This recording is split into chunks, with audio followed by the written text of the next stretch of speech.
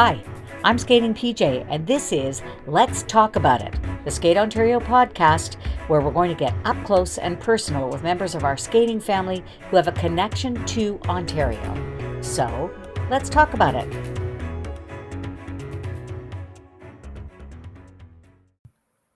Hi, everybody. At Skating PJ here with another fantastic episode of Let's Talk About It, the Skate Ontario podcast. And today I am thrilled to welcome author and friend Phillippa Cranston Baran, who is the author of this fantastic book about a Skate Ontario legend, Toller Cranston, Ice Paint Passion. Phillippa, thank you so much for joining me today. Thank you, PJ. I'm delighted to be here.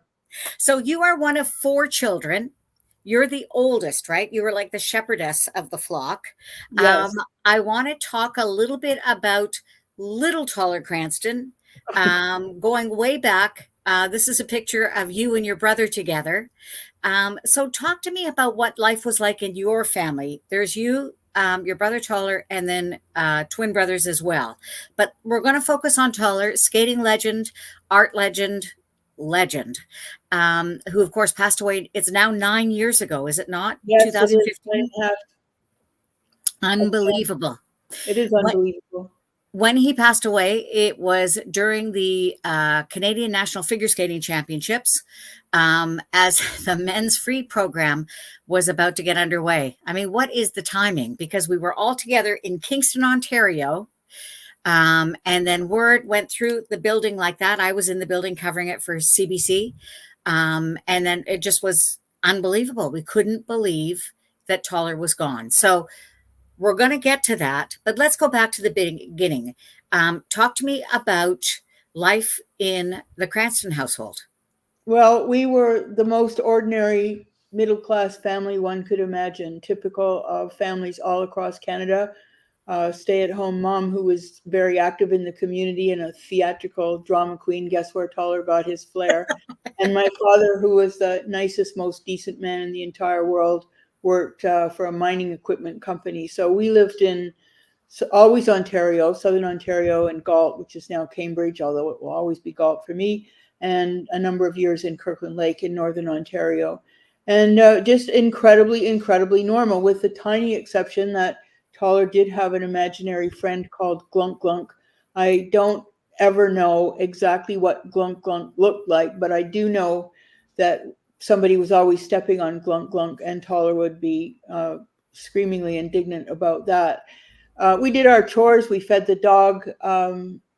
We, got a little tiny allowance. It was incredibly, incredibly normal. There were expectations. We were expected to do our homework, expected to make our bed, but it was a household where we were encouraged to be the best we could be, even from a very young age.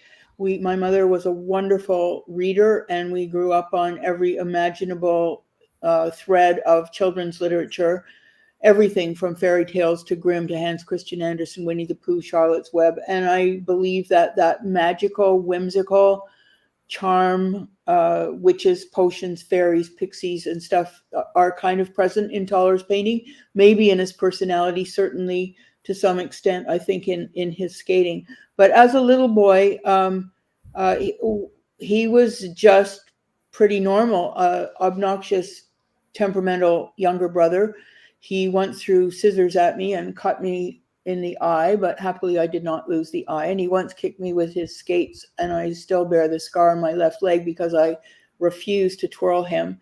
And I imagine that he carried a few scars from me too. So it was pretty good. But I can tell you about how he discovered skating as a 6-year-old, probably 7-year-old. That was my question. Okay. He announced that he would like to do ballet. And we were living in Swastika in Northern Ontario, tiny little place. It's still a tiny little place. Wonderful, beautiful.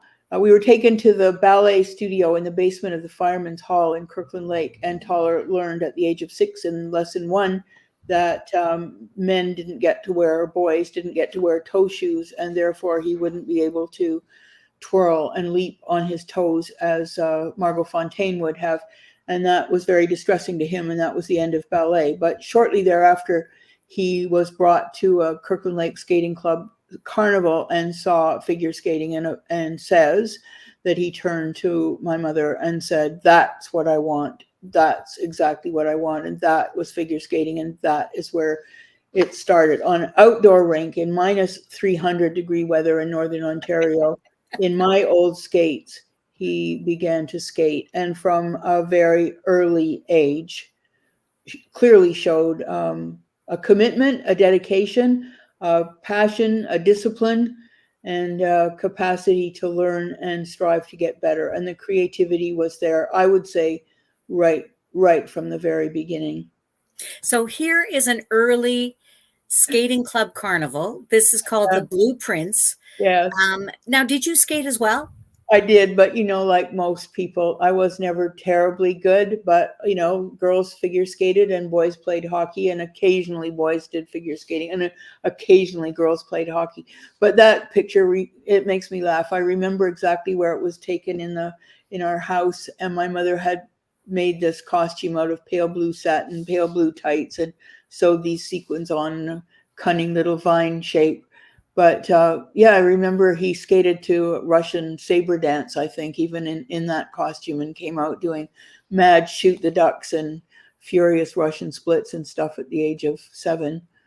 Do you He know was what's so amazing. you talk about normal, okay? Yeah. And your vision of normal and a normal family, and making your bed and doing your chores and whatever else. But I've often talked to you about Toller and about him being sort of basically a rare exotic bird. And to imagine a rare exotic bird in Kirkland Lake, Ontario, he must have stood out in a dramatic way, I am thinking. But tell me about that. I don't honestly don't think he did. He was a decent student, not awful, not no, honestly, he was incredibly normal.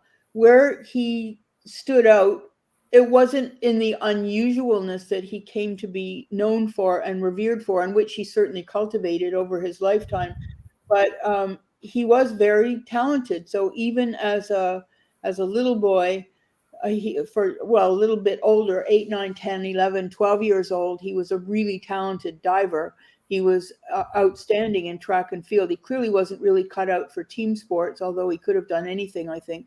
But he could have been a competitive diver, or he could have been pole vault, high jump were the things that he liked in track and field.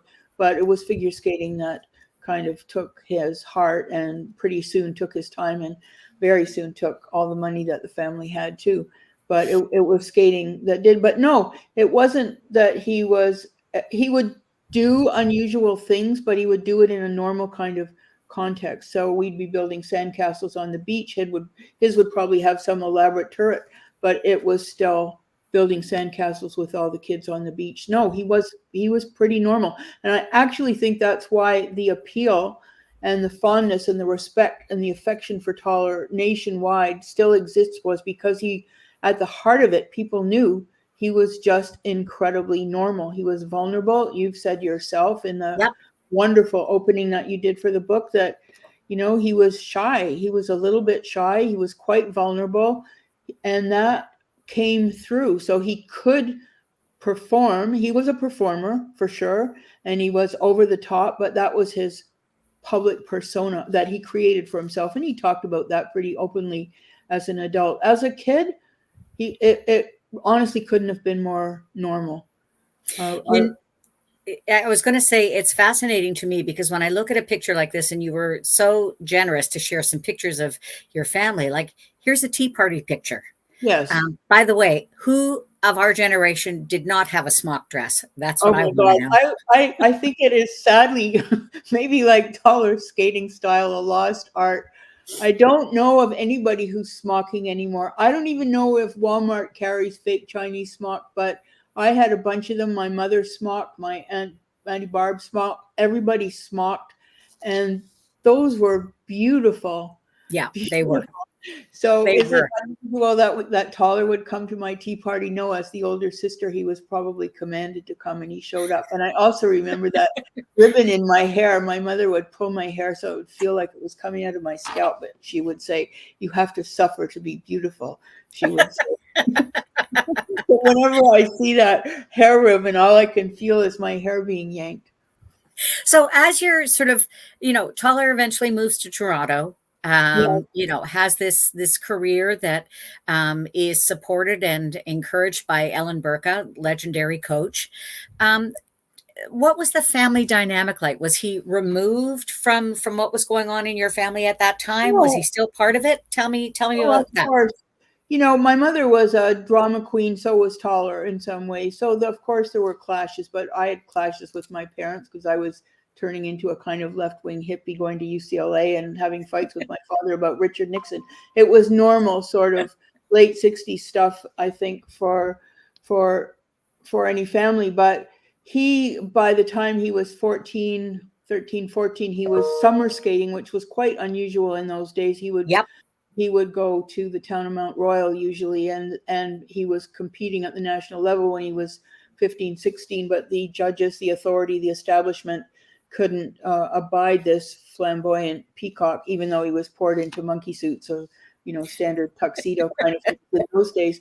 But I think he was 18 when he was working at Lake Placid the summer when he was 18, and he just had a hideous Canadian Championships in Vancouver where he got marks from first to dead last. There were 22 Wow. or 26 skaters, and his marks were first to 26 because the judges didn't know what to do with them. But he tells the story, and Ellen Burka tells the story as well, that after this competition, she came upon him sobbing underneath the stands in the Vancouver arena and said, don't worry, your time will come. They know what they saw and it's going to be okay. And that would have been in March, April, or January, whenever Canadians are. But Yep. that summer, he was in Lake Placid working as the groundskeeper at the Mirror Lake Inn, and he called Ellen Burka from a payphone in the Lake Placid arena and said, "This is Toller Cranston. Do you remember me? Will you teach me?" And because he knew he wasn't going to get anywhere skating out of Montreal, and he admits that that's an awkward thing to say, but back in those days, that's kind of how it was. That all the skaters came from the cricket club or the granite club. Occasionally, somebody from Vancouver would squeak in, but mostly it was a different hierarchical system, Yep. and that's how it went. Anyway, Ellen Burka, according to Toller, Ellen had to canvass her students as to whether or not they would consent to her taking on Toller Cranston, and they apparently said, maybe Toller made this up, but it makes a good story, and I'm always up for a good story too.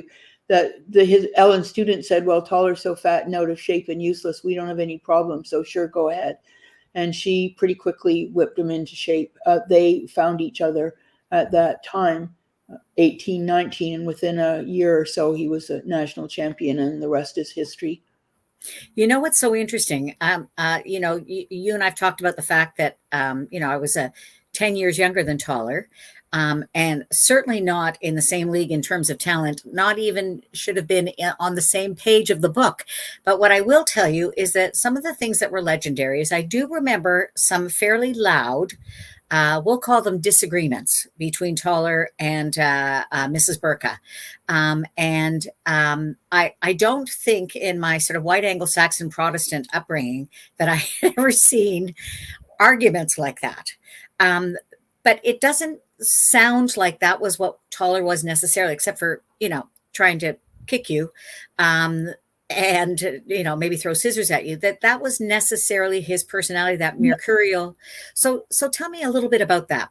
Well, that's extraordinary, and I've not even heard that before. Of course, it doesn't surprise me that there were frictions between Ellen and Toller. They were both pretty forceful personalities, Yep. but I think at the heart of it all, they were very much on the same wavelength. I know Ellen viewed Toller as her instrument, that through Toller she could express what she wanted in skating, and he, for her, through her vision and encouragement, permitted him to express himself the way he'd imagined he could do as a 6-year-old or in his Blue Prince costume.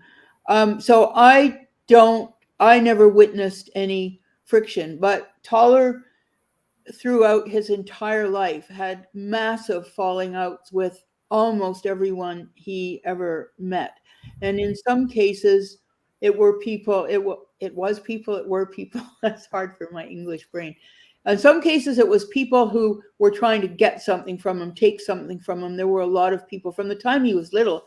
there were takers and people that just wanted to bleed him dry, take his time, take his attention, and fill his ear full of nonsense about other people. In other cases, anyway, sometimes people were selfish, but he was also a bit of a prick sometimes, quite honestly, and he could turn on people on a dime, and he did.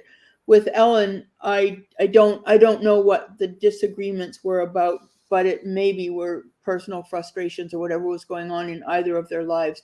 I don't know. I know that Toller has never said a word about Ellen Burka that wasn't with utmost respect and admiration. So if they Yep. had folks on the ice, I don't know if it was about an arm movement at a moment in the music, or if it was just because somebody was tired and cranky that day. It's news to me. I don't know. But I do know that he had tempestuous relationships with pretty much everyone in his whole life, including probably his parents, with the one exception, who would have been Hai Gunjan, who was the British skating champion at the time. And I think Hai, I say in the book, is the only person with whom Toller never had a falling out. That's just how he was. And often I could rhyme off a list of skaters. It would be like the Little Black Book of Ontario skaters. And people would say, Toller and I didn't speak to each other for a year or for 2 years, or we had a fight or whatever. But they always seemed to come back together at some point where there was mutual respect and admiration. Those things got repaired. And when he died, they just got swept aside. People have remembered him with affection, with humor, with admiration, and with great furious indignation about how awful he'd been to them sometimes. But it was always said with so much affection. I thought he must surely be the luckiest person in the whole world to have behaved that badly with so many people and to have had them overlook it at some point.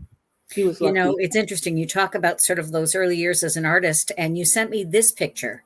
First of all, it reminds me of his split jump. Yeah. But is this a picture that Toller did? Yes, that's a picture that Toller did. I think he was about 7, and he said that the S on the front of the skater stood for skating, and those things at the back were spotlights. And he writes about his little hat, which also has an S on it, S for skating. But my mother used to knit him these little toques, little tiny hats with little tiny pom-poms.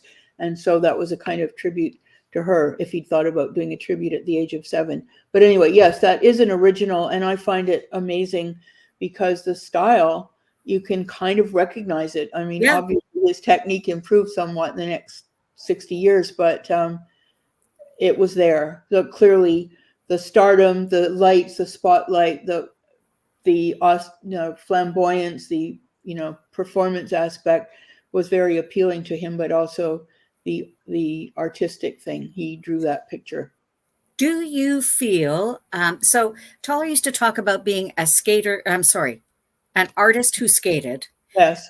Many people who knew him just from skating knew of him as a skater who painted. Yes. Which statement do you think more clearly defines him? 100% artist who happened to skate. On his tombstone in Mexico, I put only Toller artist. I didn't put Cranston. I didn't put skater. I didn't put Olympian. I didn't put painter, even though in San Miguel, Mexico, where he died, where he lived for the last 23 years of his life, he was certainly known as an artist. Very few people even knew that he skated. He was an artist through and through. He was an artist in his soul, an artist in his bones. He was an artist in everything he did. And his mantra and how he lived and how he tried to inspire, set an example for other people was about being creative in whatever way one can, in whatever field one can. The creativity, pushing boundaries, being authentic, staying true to oneself, working hard. That's what he was all about. So he would have wanted to be known simply as an artist. Harold Town once called him a Sunday painter, and Toller took great offense at that. That would have been back in the 70s maybe. And that's always stuck in my craw too, because I like to think probably more people today in Canada would recognize the name Toller Cranston than Harold Town. Look it up, ladies and gentlemen. I was going to say Harold who, but that was my thing. Now I'm a little bit curious about the name Toller. He's the only Toller I have ever known, ever. Where does the name come from? Well, it's a family name. My grandmother's maiden name was Toller. She was Mary Frances Toller. The Tollers came from England years ago, and they set up along the actually on the Ottawa River in West Quebec. They were lumbering barons, lumber families, and so it's a family name. Wow. English origin, and it's a family name. But I get Google alerts for Toller, and I quite often there's some kind of Toller town in England called Toller, East Toller, Little Toller, Big Toller, whatever, and somebody's always robbing something or having an accident in Toller. So I get these Google alerts. And there are also a breed of dog called duck tolling retrievers, which are popularly called Toller. So there are Tollers here and there, but Well, this actually, Toller is a family name. they're called duck tollers, Yeah. not Right. tollers, Well, tollers. I He's the can't one. bring myself to say Toller I know. but yeah, duck tolling retrievers. But Google doesn't recognize Toller or Toller, and so I get alerts for the dogs. I think that would please Toller too. I think there's something about that that is somehow fitting. It's kind of like share. There's only one. There That's was right. only ever one taller. You know, the other thing that I think is remarkable about his style is that I love the fact that he was insistent on his timing. In other words, so some creative people, are yakety, yakety, yakety, very fast, and you sort of have to run to keep up with them. And I always felt in any conversation that I ever had with Toller, and again, it's not that I knew him very well, but I certainly crossed paths with him all the way up until he died. But he would make you wait for him. If there was a thought that he wanted to express, if there was something that he was working on, he wouldn't rush through it. So if you had to wait, so be it. Um, I think that that kind of artistic temperament is a very interesting one because often creative people are in a huge rush to get it out of their system, whatever it is that itch that they want to scratch. But was there that kind of thoughtfulness, let's say, that kind of consideration as a young kid as well? Well, I actually think it's very considerate and kind of you to put it in terms of Toller making people wait, because other people would have described it as arrogance and selfishness. And I think there was an element of that in him too. And certainly a performance thing where, he'd be a bit of a diva and make people wait. Artistically, I think there wasn't a false bone in his body or a false gene, that he worked very, very hard to learn more, learn better, do better, absorb more, express more. And he was pretty honest. He said once that if he were offered, I don't know what he said, $100 million or a unlimited amount of money, to if he could take the money and not be creative for another day in his life, and he said there would be no hesitation whatsoever. Being creative, having the luxury to be creative and to work at being creative every day was what he treasured the most. So that often would result in what would appear to be selfishness, being late, leaving abruptly, setting up an appointment and bailing. It still embarrasses me terribly when skating clubs back in the day would have invited him to skate, and he'd often not show up or not confirm or simply change his mind. It's embarrassing. We were raised to mind our P's and Q's a bit more, but I think he just couldn't sometimes. He just couldn't do it. I'm going to go on the record with something that I've been thinking about for a while since you and I have talked about that very thing. I honestly think that in his mind, he felt the pain of bailing would be less for the people that were waiting for him than the pain of him not being what they expected, or at least what he thought in his mind was what they expected. I So, think that's yeah. So exactly right. I'm going to go on the record to say that, you know what? When you're creative, you have certainly a very different kind of brain from the rest of the world. That's for sure. But I also believe that the idea of not showing up at, in complete Toller bestness, there's a word, that the pain of that to the people who were expecting him would have been greater than him bailing in his mind. I So think that's that's what I exactly honestly right. believe. No, I think that's exactly right. And there's a wonderful story that I've been telling, especially now I live in the Ottawa Valley community of Arnprior, which I know you're familiar with. Eastern Ontario is such a glorious part of Canada. Toller was invited to come, and when the Civic Centre in 1976, I think, opened in Arnprior, my uncle Hugh had been the mayor of Arnprior, and they invited Toller to come and skate. It was the first time he was invited to come to Arnprior. So 76, he would have already probably was an Olympic year. It was the year he won his Olympic bronze medal. Anyway, he came to Arnprior. It's a small community, less than 5,000 people in those days, to perform for the opening of the Civic Center. And he wrote about how incredibly nervous he was because he was aware that in Arnprior they wouldn't get, and still don't, and still haven't, get many skaters of very high quality coming through the town. Yep. And he felt it was incumbent on him to perform as though Arnprior was Madison Square Garden that day. So getting back to what you said, PJ, I think it's exactly right. If he didn't feel that he could give them a Madison Square Garden level performance, then he would bail. In the case of Arnprior, he didn't bail. He did show up. Every single person in town was there. And now 30, 40, 50 years later almost, they're still talking about, I saw Toller Cranston in the Arnprior when the Nick Smith Center opened. So he said it's about creating a moment, and he wanted to give a moment that people would remember. Yeah. And I so and respect nothing less. Yeah, and nothing less. So less.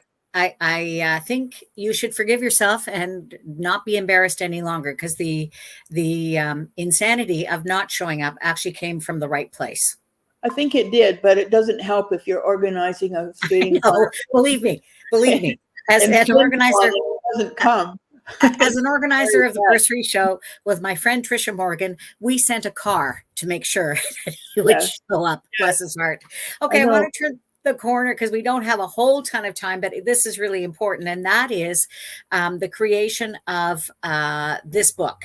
I know where I was when Toller died. I want you to walk me through those first moments, that first few months. What was it really like? It was a lot for you, I know. It was absolutely unreal. I got a phone call. It's amazing to me that picture is more than 50 years old. It's pretty incredible. And yet anybody who ever saw Toller Cranston skate would recognize that instantly. Absolutely. I got a phone call saying, I heard your brother died. Is that true? And I thought, oh, geez, I don't know. It was on a Saturday afternoon in January 2015. But a friend of mine, a fellow bridge player I knew, was at the national championships in Kingston. And I called her and said, I just heard that my brother died. Do you have any way to confirm that? She said, oh, my God, you won't believe it, because the news had just hit Kingston where you were. So nobody in Canada knew. He died the evening before. He had a massive heart attack in his studio and collapsed and wasn't discovered until he died instantly, the coroner said, which is merciful. But he wasn't discovered by his staff until the Saturday, and then the news came to Canada. So I got it kind of by the grapevine, by the internet, by the phone call, like everybody did. And then I waited for a day or two to see, listening what were the arrangements going to be, because he'd been living in Mexico for 23 years. And I assumed that somehow it would get looked after and I'd be informed. But there wasn't any information. It took 48 hours or so. And finally, with the help of our niece, who's a criminal lawyer in Kingston, as a matter of fact, she said, no, you need to call the embassy, call external affairs, and find out what's going on. So I did, and discovered that my brother was in a morgue in San Miguel de Allende, Mexico. I mean, obviously this is unthinkable and awful. So within a couple of days, with the help and support of external affairs, the Canadian embassy, Canadian ambassador in Mexico, I went to Mexico to get him looked after. And that's like at the most practical level, that's what was going on. And that meant introducing myself to his staff, to his friends, to his whole entire scene in Mexico, and learning who was who and what was what, and finding a plot and deciding arrangements and so on. But I also, my husband Dan and I talked within 24 hours of getting the news that Toller had died, was that we knew instantly that it was our job, it would fall to us to ensure that he wouldn't be forgotten, that he would be remembered and acknowledged as an important Canadian, an icon, a legend, and not just because of the skating or the painting, but because of the work ethic, because of the courage, because of the insistence on authenticity, as we've talked about. And so I knew that I had a job to do, but I also had a lot of mechanical stuff to get through. And that was a long, complicated, difficult, challenging, sometimes hysterically funny story that went on until about 3 weeks ago. And that will, I think, be a major motion picture at some point. But anyway, so there were legal challenges, logistical challenges, working to settle his affairs and organize his affairs in 2 countries was difficult. It took a long time, but also incredibly satisfying to do it in a way that respected him, his reputation, what he'd worked for, that respected the people that had bought and collected his paintings and supported him over the years, that respected his fellow competitors and the legacy that he had established in Canada and in Ontario, that respected the staff that would have died for him every single day of their lives. They were the most devoted, amazing people in the world. And that respected his love of Mexico and his love of Canada. Some idiot wrote an article in Mexico about how Toller hated skating and Toller didn't like Canada and hated his family and so on and so on. It was utterly ridiculous. Toller was a proud Canadian from the day he was born till the day he died. And so it was important to me to kind of balance all those things and walk a bunch of tightropes. But I think with the success of this book, which is very gratifying, it seems to have worked. And it was important to me with this book that a third of his life was in Mexico. So there needed to be a Mexican presence in the book. And I think that's there. The impact that Toller had on his world in Mexico, on the community of San Miguel de Allende, on his staff, on their families. I'm very, very proud of him for that. And he has left a mark and he won't be forgotten. So, Phillippa, let's talk for a moment. Where was that moment that you said this needs to be a book? Because I know that you were also consumed with, you had to, lots of people who have relatives who've died have had to do this, but you had to clean out his place. You had to, catalog and ship all of those pieces of art, and they numbered in the thousands, I think, if you told me that correctly. I did.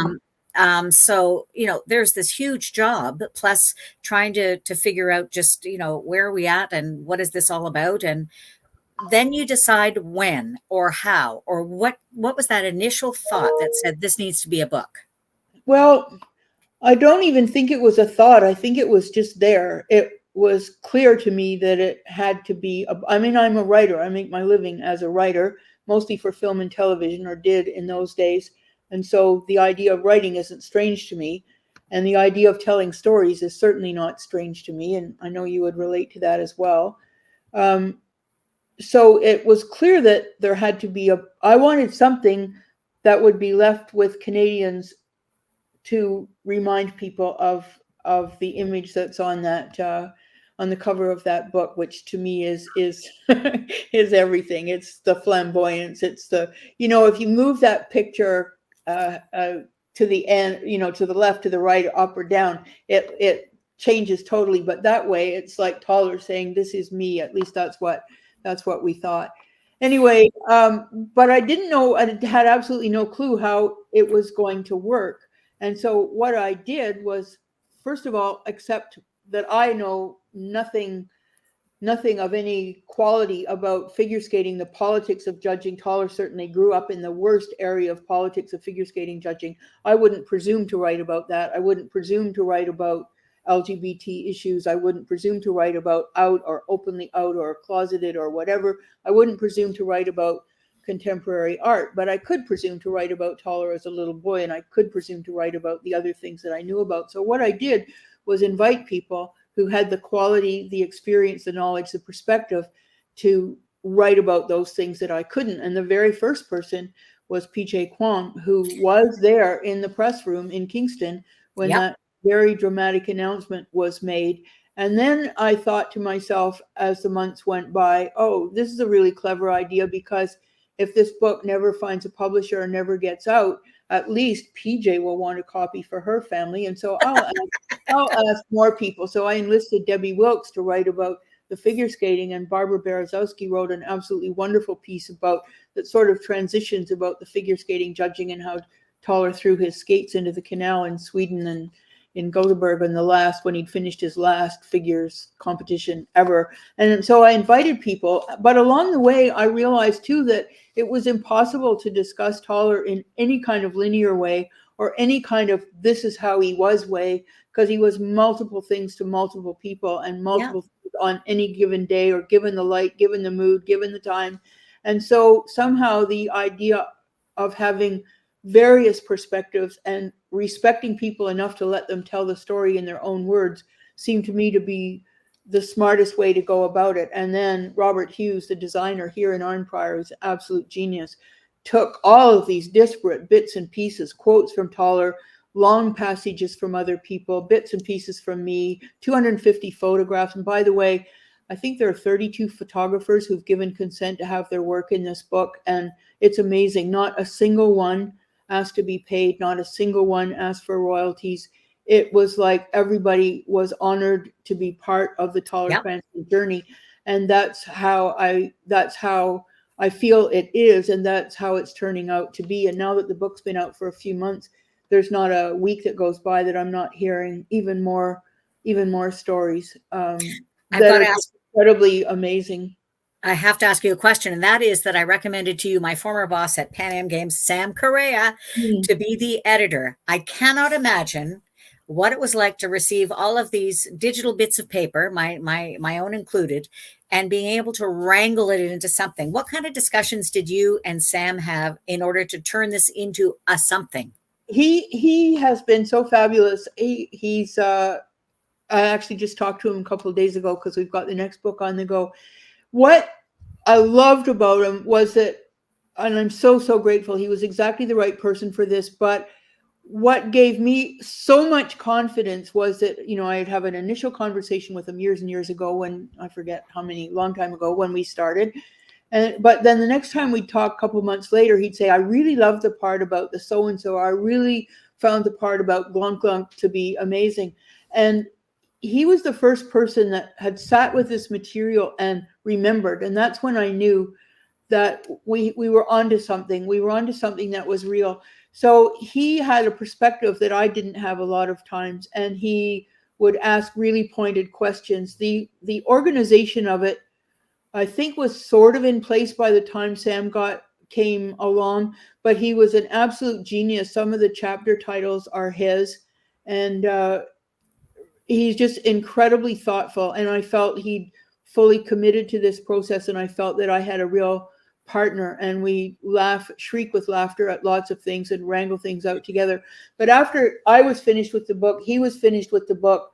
It had been proofread here umpteen times. Then it went to the publisher, and along the way we did get a publisher, fabulous Ken White at Sutherland House and his team, and they did a final proofread, which resulted in 150 other changes that had to be made. And lest people think it was all typos, although there were a few that were just egregious, hideous things that had slipped through.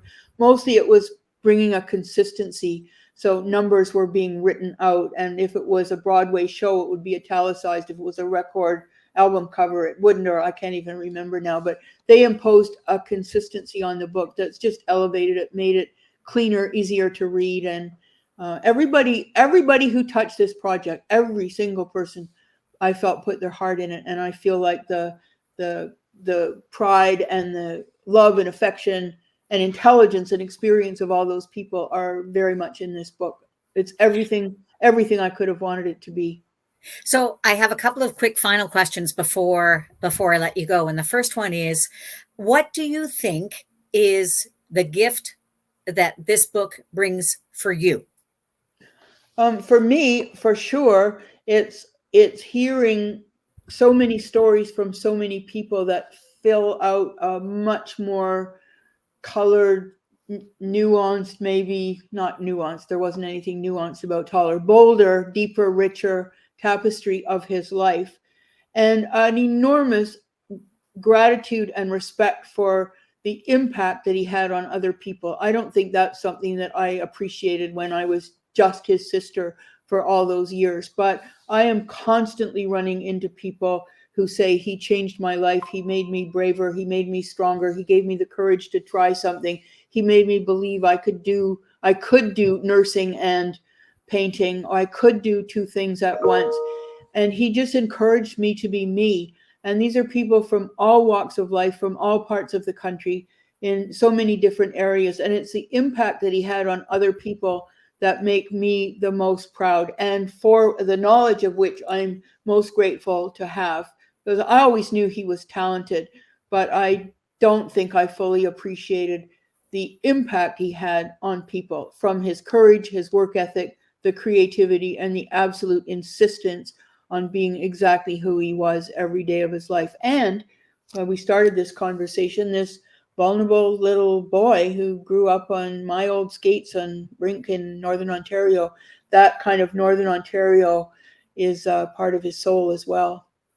Well, and my final question is, what do you think is Toller's gift? I mean, he's an Ontario legend. We're so thrilled to have him as one of our legends, certainly from Skate Ontario. But what do you think, broad strokes, was Toller's gift to the world? I think it was fearlessness. He said himself, follow your destiny and learn to live without inhibitions. And he tried to do that himself. So I think his gift to the world was just inspiring people to be bold, to take chances, to do the work. I know when he died, and there were thousands and thousands of messages on television and magazines and radio and newspaper all over the world. But people weren't going on and on about his skating. They were going on and on about, he changed figure skating. He changed the world. He changed lives. He did it through skating, and he did it through painting, but he did it through the force and through the absolute authenticity in terms of being a gay man, through that absolute authenticity too. He never let it stand in his way. He never explained. It wasn't really a factor for him, but I know for sure he was a role model and inspiration to LGBT performers in all kinds of areas. And this was at a time when, things were very different back in the 70s. So I'm just really proud of the example he set, an example of courage, creativity, expression, authenticity, and Canadian. You know what? That is an absolutely brilliant way to end this. If people want to find out where to get this book, where should they go? They could go to any place they would normally get books. Chapters, Indigo, Barnes Noble, the library, Sutherland House, publisher, Amazon. Absolutely. Yep. Amazon, you get it in a couple of days. The publisher, it might take an extra day. But it's available everywhere, and I'm extremely proud. And I've got a series of events. I'm going to Manitoba, to Winnipeg tomorrow, and then Northern Ontario later in the week. And we're just in the process of planning a BC tour for early August. And then I expect to be in the Maritimes in October for the Nationals. So bit by bit, slowly but surely, the Toller message will resound across the country. But in the meantime, yes, thank you so much for this opportunity. And I very much would love to hear from people who have Toller stories. I know that everyone does. And there's a new book in the works, so I'm open to more stories. And if people want to get a hold of you, it's your name, Phillippa Baran, at gmail.com. That's right. PHILLIPPABARAN at gmail.com. And what can I say except thank you so much for taking the time. This has been fantastic. Phillippa, thank you so much. I'm sure a lunch is in your future somewhere. Thank you, PJ. It's been a pleasure to be here. Thank you so much. You're welcome. Thanks for joining us for another episode of Let's Talk About It, the Skate Ontario podcast. Don't forget to follow us on social media. I'm at Skating PJ. Until next time, bye for now.